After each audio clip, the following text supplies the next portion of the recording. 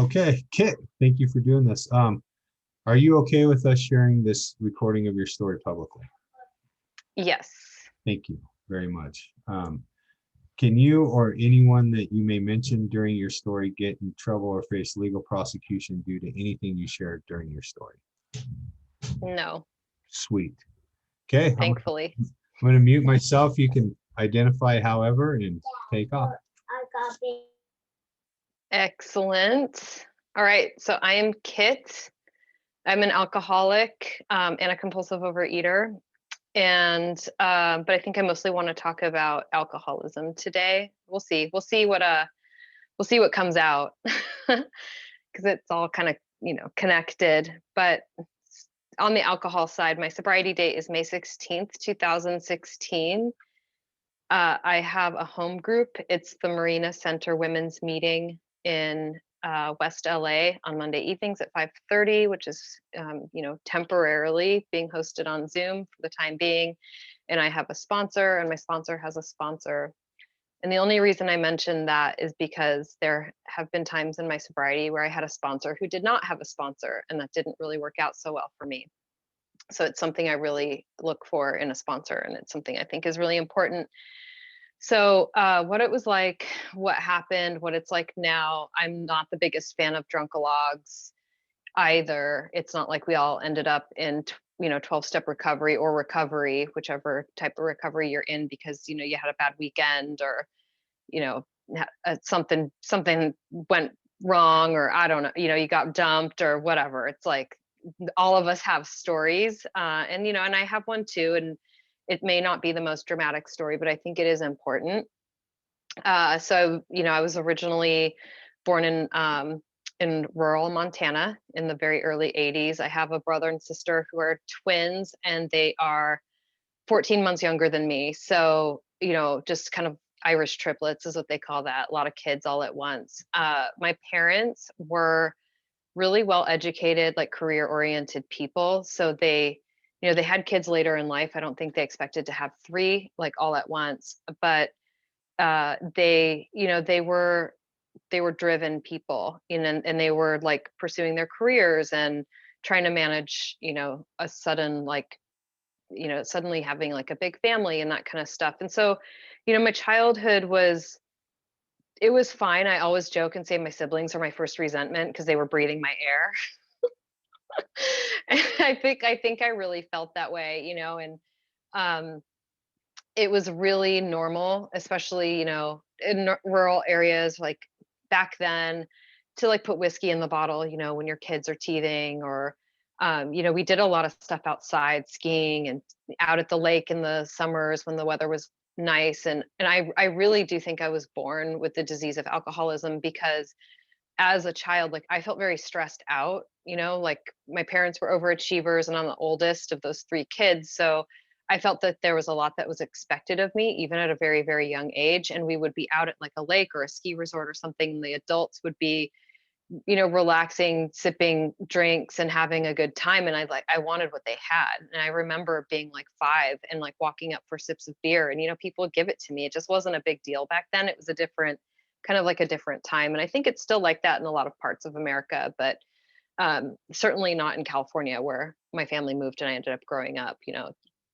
Don't you don't take the baby into the bar or whatever, or whatever.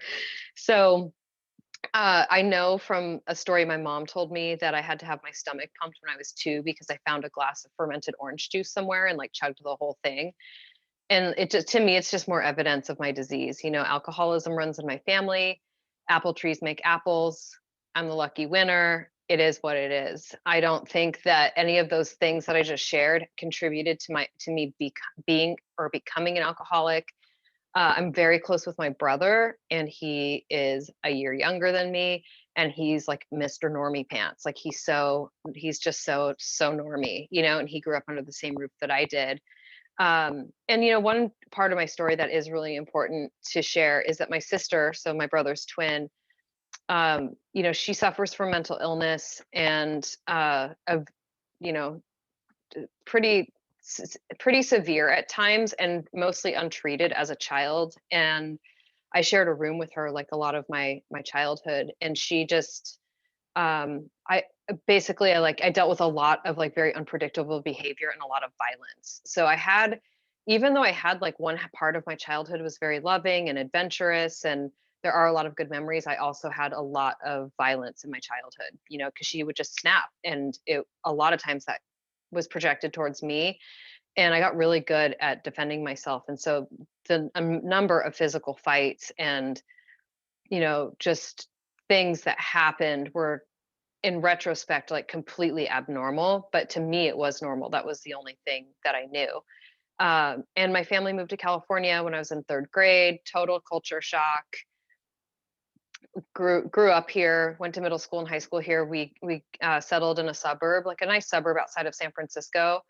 And I, you know, I always felt like kind of uncomfortable, and I had a lot of unpredictable chaos at home, like with my sister.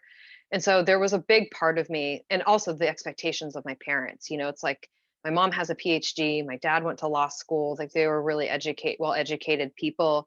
And I was always expected, to go to college. And, lucky for me, I did well in school. I liked it. And I started getting into trouble, and my dad actually was like, you need to start playing sports, because he like thought that was the solution. And turns out I'm a good athlete also. So I was doing school and sports and feeling like so much was expected of me, and like I just felt a lot of pressure, just like I did as a child.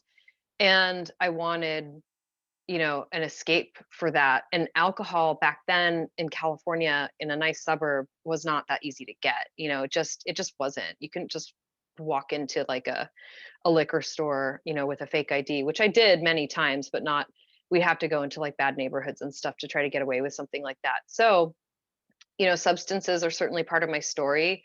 The underground rave scene in the 90s outside of San Francisco, a really easy place to get not alcohol, drugs of all sorts and varieties. And once I like found that, like whether it was alcohol or, any of those other, substances, it was like I had arrived. And I was able to, at a young age, maintain like a dual life, like a double life, like a dual lifestyle. And I know that a lot of people have that story too, and a lot of people don't. It's like I think it is a type, almost like the type of alcoholic that I am, or the type of addict that I am, is one that also can control. Like control was a big part of my disease, and one of the reasons for that was because I found freedom and escape and joy in a lot of ways, because I could change the way that my like chemicals in my mind were working and how I felt, that I was so determined to not let anyone take it away from me. And I remember like making that decision when I was in like a sophomore in high school. I was like, this is the answer. I'm going to be doing these things until I die. I need them to deal with life and to live. So I have to make sure all the stuff on the outside doesn't look problematic to anybody, so that they don't find me out and I have to stop doing what I'm doing. That was my strategy. And for a while it worked. I was like, you know, varsity track athlete. I had a really good GPA. I did well in school. I had friends and stuff like that. And then on the weekends, I was like going to underground raves in really bad neighborhoods with my friends and dropping acid and all kinds of shit. And I can't, it's really weird now to think back, because now I'm in my early 40s. Like I have friends with children or stepchildren who are teenagers, and it's so crazy to think that like they are that around the age that I was doing all of that, because it was really risky behavior on a number of levels, and just very sophisticated, right? Like my mind was, I was very determined. I was very determined to continue to get away with what I needed. And the disease was driving a lot of those decisions, like really. And for some reason, whatever reason, when I went to college, I put substances down. I was like, I'm done with this for now. And, maybe I'll go back to it later or whatever. And it was something my friends were kind of doing at the time. And a lot of them are not addicts. It's like they experimented like normal kids and they moved on with their life. And I was like, I'm going to do what they're doing. So I put down the substances, and my drinking really took off. And at first it was fun, and then it was fun with problems. And then it just progressively became more and more problems. It was just all problems. And I couldn't see the thing about alcoholism and addiction is that, I was driving my life into the ground and I could not see it. Like I could not see that alcohol, and because I wasn't doing drugs anymore, was the cause of all of this. I have a disease between my ears that tells me that anything else is the problem. It's my roommates, it's where I live, it's the city I live in, it's the college I'm going to, which I ended up transferring, like it's everything else. It's not the obvious thing, right? That was probably seemed maybe obvious to somebody else who knew what was going on. So long story long, I ended up in jail, and my dad, who was an attorney at the time, and he's no longer alive, but he came down to take me to court, and he's like, "What the hell is wrong with you? Like, what is going on with you?" And I was like, "I don't know." And I was being completely honest. I had no idea. And he put me in therapy from that incident, and I learned a lot through therapy about the family disease of alcoholism. I'm not the only one, who suffers from that. And so that kind of started opening my eyes a little bit, but it still wasn't introspective. I still didn't see, what the truth was about my own disease. I could see it in other people in my family, but not in myself. And I started using again. And at this point, it's like I've got a corporate job. I'm living in San Francisco. I'm making really good money. And I'm just still doing the same shit, just in a more expensive, elevated fashion, instead of being like in a warehouse in East Oakland or something. I'm like partying in Vegas for the weekend. It just looked more glamorous because I was making money. But the problem was still the same. And I had no idea. I just was completely clueless, throughout the entire process. What I did start to catch on about was like, I just wasn't having a lot of the same quote unquote luck that a lot of my friends were having. So people were getting married and they were like buying homes and this and that and having kids and stuff. And it was like my relationships were really starting to suffer like more and more. And I was beginning to feel more and more lonely and isolated. And I ended up moving to LA. I was relocated with a company I worked for at the time. And it took a few years of me being there, but that's where I hit bottom. Like this disease, like it just took me to my knees. And a lot of the outside stuff, I was starting to lose stuff, but a lot of the outside stuff, if you weren't very close to me, and I kept a lot of people, away from me so that they couldn't really know what was going on, looked kind of okay, right? And I am one of those people who's made amends to, friends and coworkers and, business partners or whatever from the past who were like, I had no idea you had a problem. And then of course I have other people like my brother, close family members that were like, oh my God, I thought you were going to die. So it's just that theme of like this double life, having two personalities almost, or like two versions of myself. And yeah, so this disease really brought me to my knees, and I didn't know it. I didn't know what the problem was. I just happened to meet a sober person on a ski trip, and that he had 10 years of sobriety at the time, and he just seemed like Buddha to me. Like my invisible line, I kept moving my invisible line, like the things that I would like, oh, when I do that, that's when I know like things are getting bad. And I'd cross it and I'd be like, it wasn't that bad, starting to like negotiate, with that invisible line and keep moving it. And my relationships were a mess, and I was lonely, and I was detoxing a lot because I couldn't stop drinking and using. And all I did was follow the suggestion of a person who said, you don't really have to stop doing anything that you're doing, but go to a meeting. He suggested that I go to an AA meeting, which I was confused about because I was like, if anything, alcohol's not my problem. It's cocaine or like something else. I was convinced that I just needed to learn how to manage and control my using, and that I could live like a normal person and have the life everyone else had. That's what I thought. And I went into 12-step recovery, and the tradition states the only requirement for membership is a desire to stop, fill in the blank, eating, using, drinking, whatever. You don't have to like join a cult. It's not a cult, right? You just have to have a desire to stop. And I could deal with that, and I did have a desire to stop, or at some level, or I wouldn't have been there.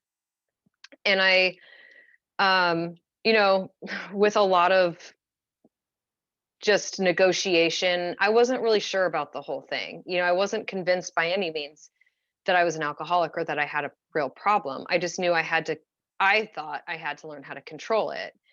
And um, my best thinking at the time was, because I found a sponsor, because that's what I heard you're supposed to do. And she said, I'm not going to sponsor you until you stop drinking and using. That's the deal. And I was like, okay, shoot. And my best thinking at the time is, am I going to be a better person for working these steps or not? And the answer seemed obvious based on what I could see other people who had done the work. And I just decided, like, I'll give it 30 days. I'll get a 30-day chip, because I was pissed that I had to keep raising my hand as a newcomer. I like really didn't like that.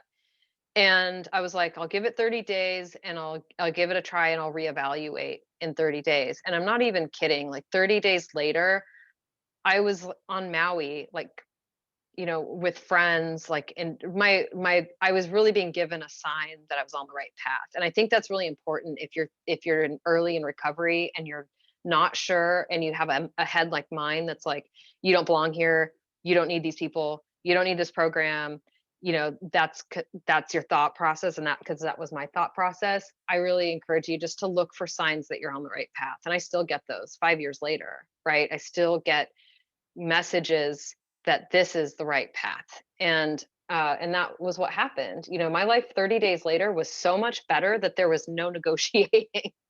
I couldn't even I couldn't even argue with it. It was like, I won't go into too much detail, but like, I was hanging out at a celebrity's house and who lived near the airport. He was a friend of a friend, and he was like, "Oh, like, if you have a flight to catch, you can stay in one of the guest houses." And like, dude, before I got sober, like, nobody wanted me in their guest house. Nobody wanted me, like, around their children in their guest house, and certainly not around their husband, or whatever. It was just like I couldn't be trusted, and I didn't have any desire or ability to be like real and like, you know, real with people and open. And I was deeply, deeply afraid of intimacy. I've learned that from doing the work.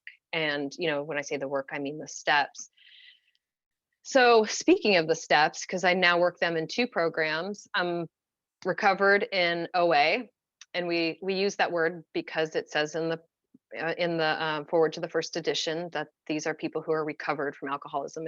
My OA program is very big book based, and I'm in recovery, of course, for alcoholism. And I took a chip for 5 years on May 16th, which is a miracle. So I work two programs, and I work both of them out of the big book.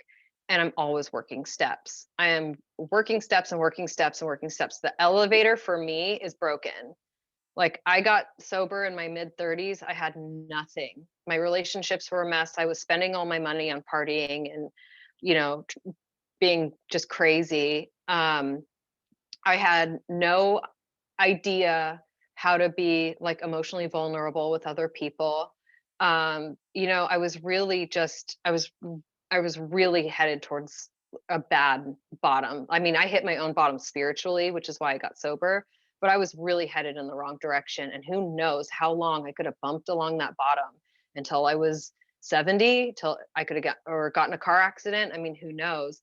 So for me, I'm the type of alcoholic addict that puts the same amount of energy into her recovery as she did into her using and manipulating and drinking, and eat, and food for me is part of it too. But I believe you have to you have to stop what's killing you first. And for me, that was drugs and alcohol. And then once I, had enough time, I could see that food was something that needed to be looked at as well, because it was, something I went to as a source of comfort for that God-sized hole. So I work steps in two programs, and I'm just always, always in the step work. And I think, I'm doing a super thorough inventory right now, with my sponsor and a group of ladies that she's taking through the book. And between the two programs, I think I've done the steps all the way through like 7 times, maybe 8 or 9. And I really am starting to see why people are able to stay here. And for me, because my brand of sobriety is 12-step based, I mean, in like AA or OA for their entire lives, because it, instead of like, the idea of like, oh, you finish it like high school and you graduate or something like that. it's almost like every single time I peel away more layers of the onion in the step works, my mind gets blown more and more. Like, and the onion almost gets bigger. You're like, when did this onion get so big? You know, and it's just like you keep going. And, so like that's what it was like and what happened. And what it's like now is I'm always in the work, I'm always in the steps. And I just, I do the deal and I try to practice these principles in all my affairs. And the one thing that I have, the only thing probably that I've done right or almost perfectly is not pick up and keep this thing first. Like if there were two things that I heard when I got here and it started to like recovery started to saturate me. I heard like keep this thing first because your life is going to get big if you stay here, and don't drink or use no matter what. And I act that way with sugar too. I don't touch sugar no matter what. It's just as bad as alcohol for me, right? It doesn't make me drunk and crash a car, but it makes me compulsive and I can't stop and I don't like that feeling anymore, right? I'm too deep into recovery and knowing what it feels like to have any tolerance for that, what used to feel normal. Gotcha. Thank you. So being in the steps, the other thing too that I think is really important in my life has gotten bigger. You can see my moving boxes. I have the freedom to move places. I've done a bunch of moves in the past few years, and this time I'm moving to another state just because it sounds like fun. And when I talk to my higher power about it, the feedback I get is why not? Live your life. And I have this amazing freedom to go really anywhere in the world and do anything as long as I put this thing first. And that's one thing that I take really seriously is, the job has changed. I've gotten more responsibility. My relationships with my family are the best they've ever been. I watched my dad pass away sober. I made amends to him twice sober. When he left this earth, our slate was clear, completely clean. There was no, there was nothing but peace, in that experience. My job has changed. My career has totally taken off. I was given a dog last year. I have this like amazing animal that this big Great Dane that's just like absolutely beautiful that I'm obsessed with. And my personal relationships, like everything, are just deep and worthwhile and just so good, right? Like just so rich. But no matter what happens, like how busy life gets or whatever, like I put this thing first.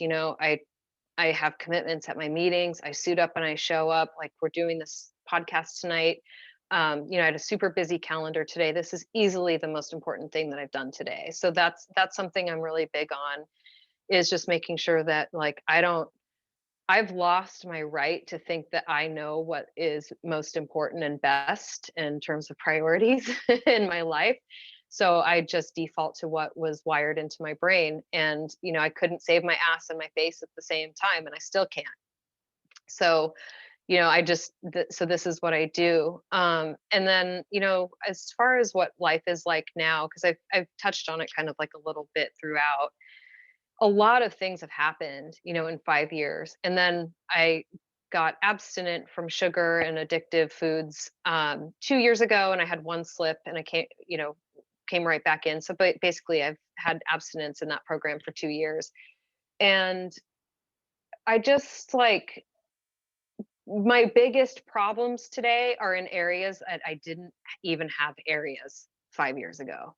Right? It's like when I look at what I'm disgruntled about or like maybe upset over, it's like they are such quality problems today, right? And they can be. I don't have to be impulsive and try to fix it, right? I can just chill and I can pause and I can pray and I can use my tools and I just don't react so much to things lately. And really, what I've noticed since I've turned 5 is and there's something very, I think, powerful about that 5-year mark, and there's a reason I think that we celebrate it so much. I've seen a lot of my friends go through it.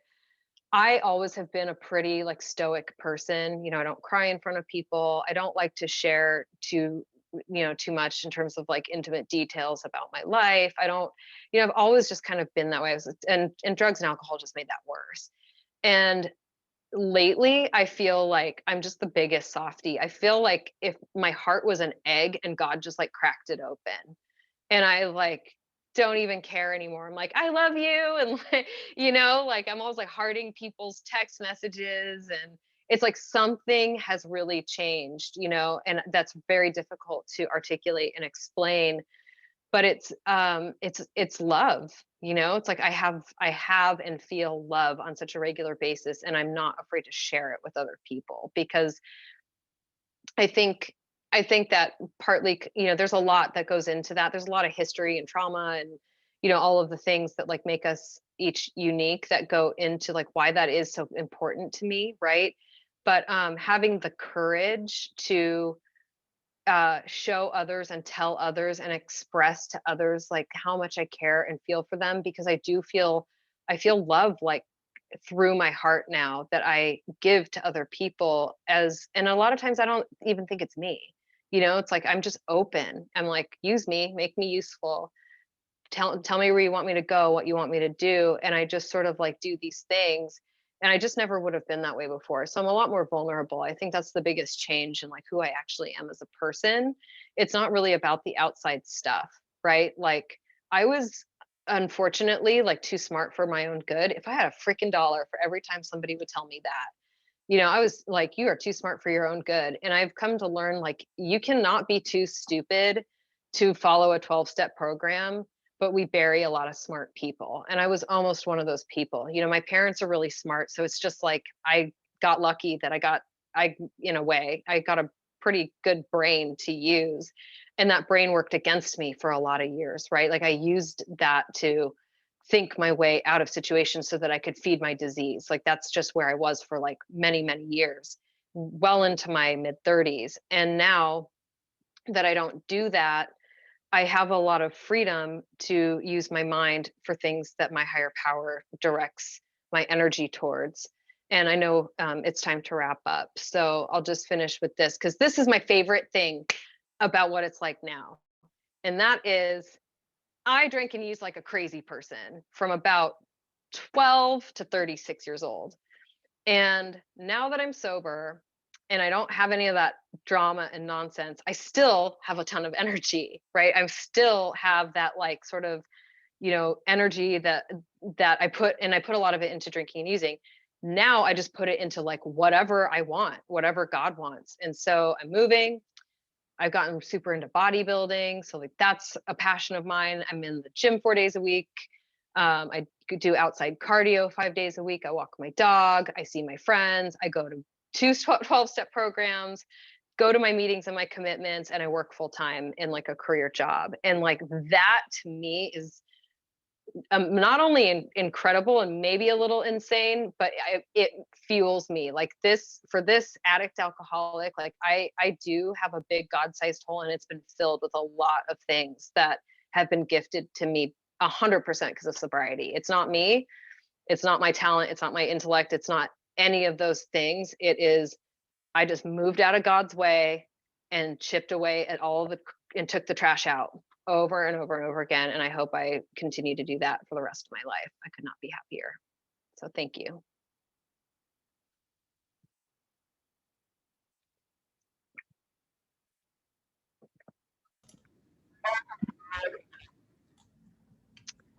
All right. So as far as social media is concerned, I love connecting with other people who are, traveling on this path with me or have questions or whatever. I mostly am on Instagram, so you can find me on Instagram.